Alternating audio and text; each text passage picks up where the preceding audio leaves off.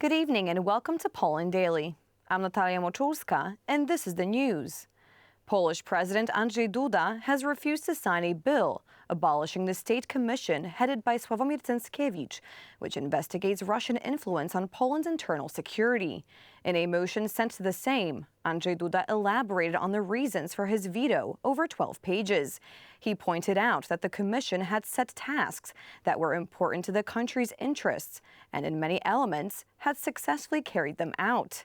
Therefore, the decision to abolish it does not serve the interests of Poland.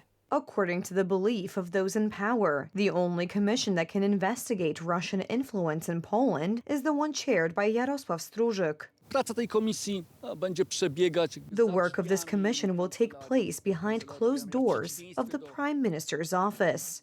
And it is the Polish Prime Minister who influences the composition of the government commission, as well as influences the scope of its work. Moreover, Donald Tusk himself claims to intervene in the commission's work. If the commission, for example, were to reach information that is inconvenient for the Prime Minister can immediately disband it. These arguments about the danger of the commission becoming politically entangled, about its lack of objectivity and transparency, apply to a commission that is supposed to act on the basis of a decision by the Prime Minister. Cęckiewicz's commission differs from Strużyk's commission both in nature, its scope of activity, and the way it was established. The current ruling camp has been doing everything to prevent the commission headed by Professor Cęckiewicz from operating and functioning. The abolishment of the commission was the first step by those in power to stop Professor Cęckiewicz's work in late July by a decision of the board of the Military Counterintelligence Service. The historian was deprived of access to classified information. Cęckiewicz accuses the head of the Military Counterintelligence Service, Jarosław Strużyk, of the authority did not establish the actual facts, but based the contested decision on its own predictions and hypotheses, blatant violation of the principle of impartiality and objectivity, as well as legalism, for the sole purpose of settling personal or political scores. Cęckiewicz believes that the decision of the Military Counterintelligence Service is political revenge for the disclosure of the compromising past of Krzysztof Dusza, Piotr Pytel, and Janusz Nosek, and their role in the cooperation of the Military Counterintelligence Service with the Federal Security Service of the Russian Federation. The body competent to initiate a control investigation regarding Cęckiewicz was the Internal Security Agency. It is therefore surprising that the Military Counterintelligence Service undertook the proceedings. Political revenge is actually the middle name of the ruling team, so it's not much of a question that Professor Cęckiewicz was treated this way. Meanwhile, Strużyk's commission, which has been working for 2 months, summarized the work done so far earlier this week. The contents fit on a little over a page of text. This text might as well have been written by an 8th grade student if he or she had been given an essay to write for the next day. We wouldn't have to pay over 400,000 zloty to them, though. The document summarizing the work of Strużyk's committee so far is also a roadmap for the coming months. This makes the perfunctory nature of the letter all the more surprising. The work scenario amidst the reset period with Russia that occurred during the previous PO-PSL government. Professor Cęckiewicz is still undoubtedly a person extremely knowledgeable about Donald Tusk's relations with Russia, and from this point of view, Donald Tusk may consider him as a person who is extremely inconvenient to him, so he may make it difficult for him to continue his activities. Many Poles believe that a fair investigation of Russian influence in Poland cannot take place without an explanation of the Smoleńsk tragedy. The subcommittee of Antoni Macierewicz, which investigated the circumstances of the tragedy, was also abolished by the decision of the Polish Deputy Prime Minister and head of the Ministry of Defense, Władysław Kosiniak-Kamysz, at the beginning of the takeover of the new government. Konrad Chmioła, TV Republika. Earlier today, a series of Ukrainian strikes wounded at least 7 people and set a shopping center ablaze in the Russian-controlled city of Donetsk in eastern Ukraine. Part of a local hospital was also damaged in the strike. Meanwhile, evacuations continue in Russia's Kursk region amid Ukraine's ongoing incursion. Ukraine's army chief Oleksandr Syrsky said that Kiev's forces were advancing between 1 and 3 kilometers in some areas in Russia's Kursk region. Since noon today, the enemy has been carrying out targeted massive strikes on the Petrovsky district of the regional capital. Denis Pushilin, the Russian-installed governor, posted on Telegram.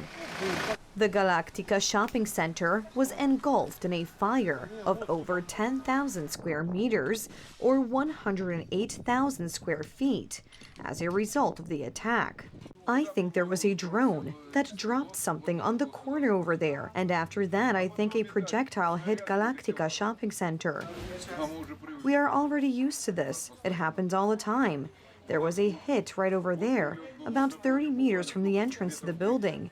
But people here are already used to this. Meanwhile, Kiev has organized humanitarian warehouses in the northern Sumy region to store and transfer aid to civilians staying in the Ukraine-controlled part of Russia's Kursk region. Russian citizens remain in the zone of the defensive operation. Our main goal is to conduct a humanitarian mission. In order for these people to receive most needed things, food, water, medicine, according to international humanitarian law. As of today, hubs were set up where we and the regional administration bring food, rations. Emergency service personnel transfer them to the military, who then give the medicine and food to people living on the territory of the defensive operation. Ihor Klimenko added that about 150 sets of food products had already been transferred by the Ukrainian military to the area taken by Kiev during the incursion. Kiev officials have said that they plan to create evacuation corridors and open access to international humanitarian missions.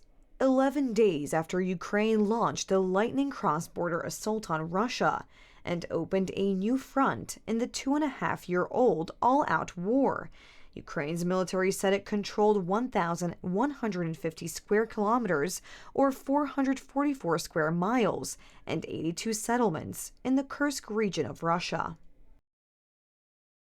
10 months after the death of actor Matthew Perry, California prosecutors are revealing shocking information. 5 people, including doctors and the actor's personal assistant, have heard charges. They allegedly supplied him with massive amounts of a dangerous drug for profit.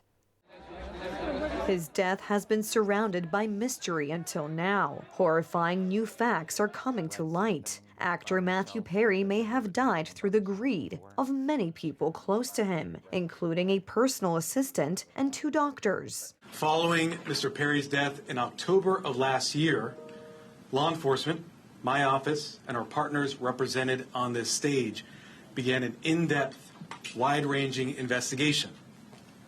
That investigation has revealed a broad, underground criminal network responsible for distributing large quantities of ketamine to Mr. Perry and others.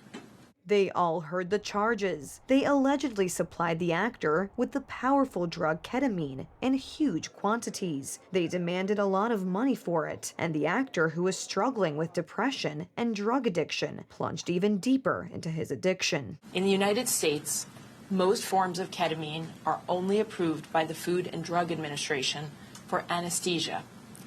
A nasal spray version is approved for treatment of depression, but only in a certified medical setting. Here, Matthew Perry sought treatment for depression and anxiety and went to a local clinic where he became addicted to intravenous ketamine.